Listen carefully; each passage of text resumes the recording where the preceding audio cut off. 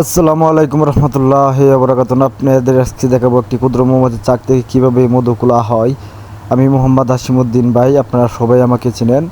আর আমি সব সময় জানেন এই ক্ষুদ্র মৌমাছি সম্পর্কে ভিডিও করে থাকি এবং আপনাদেরকে নিত্য নতুন ভিডিও উপর দিয়ে থাকি এবং আপনাদেরকে ক্ষুদ্র মৌমাছি সম্পর্কে অজানা তথ্যগুলো জানতে চেষ্টা করি।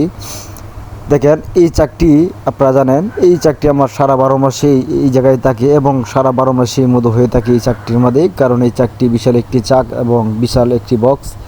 এখন আপনার মধু হয়ে গেলে কিভাবে আপনারা সেই মধুগুলো খুলতে পারবেন, দেখেন আমি কিভাবে মধুগুলো খুলি এবং ঘুরিয়ে মধুগুলো খুলি। এবং আপনাদেরকে একটি রিকোয়েস্ট করে থাকি, যারা এখনও আমার চ্যানেলে সাবস্ক্রাইব করে নাই অবশ্যই চ্যানেলটি সাবস্ক্রাইব করে আমাদের সাথেই থাকবেন এবং ক্ষুদ্র মৌমাছি সম্পর্কে অজানা তথ্য জানতে থাকবেন। এবং যারা ফেসবুক থেকে দেখেছেন অবশ্যই ফেসবুকটা ফলো দিয়ে রাখবেন, তাহলে আপনাদের কাছে আমি ভিডিও ছাড়ার সাথে সাথে আপনাদের কাছে চলে যাবে।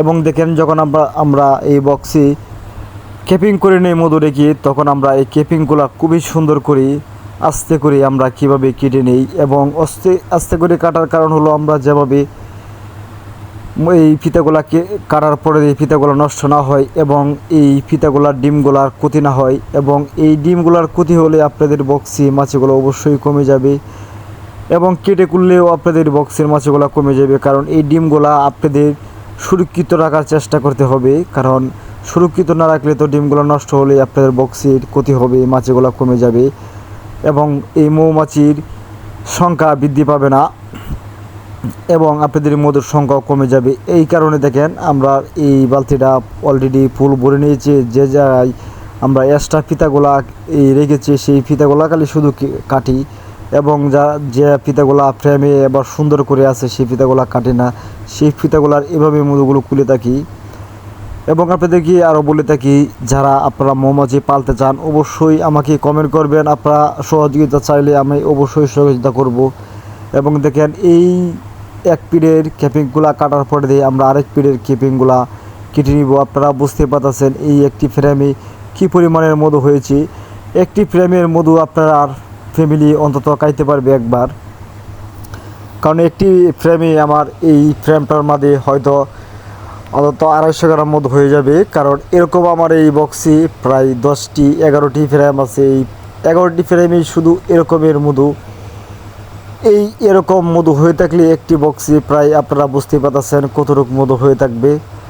এই একটি বক্সে আমার 4 থেকে 5 কেজি মধু হয়।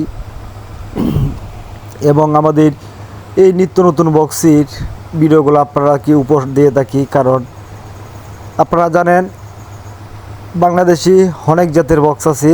আমি চেষ্টা করি আপনাদেরকে যে বক্সে মৌমাছিগুলা মধু বেশি রাখে সেই বক্সগুলা উপহার দেওয়ার জন্য। এজন্য আমি বক্সগুলো নিজে তৈরি করি, এটা আপনারা জানেন।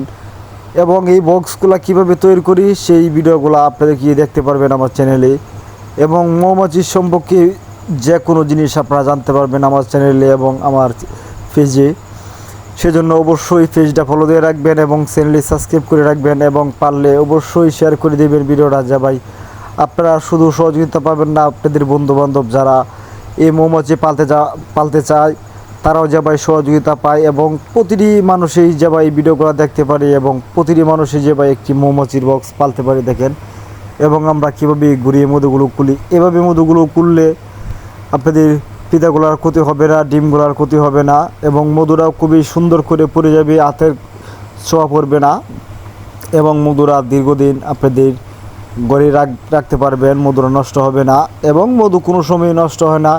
এটা অবশ্যই আপনারা জানেন, মধু কিয়ামতের আগ পর্যন্ত মধু নষ্ট হয় না। এক পিঠের মধুগুলো যখন খুলে নেবেন তখন অন্য পিঠটা আপনারা এভাবে ঘুরিয়ে দিবেন, ঘুরিয়ে তারপর আবার ঘোরান দিবেন, তাহলেই মধুগুলো পড়ে যাবে।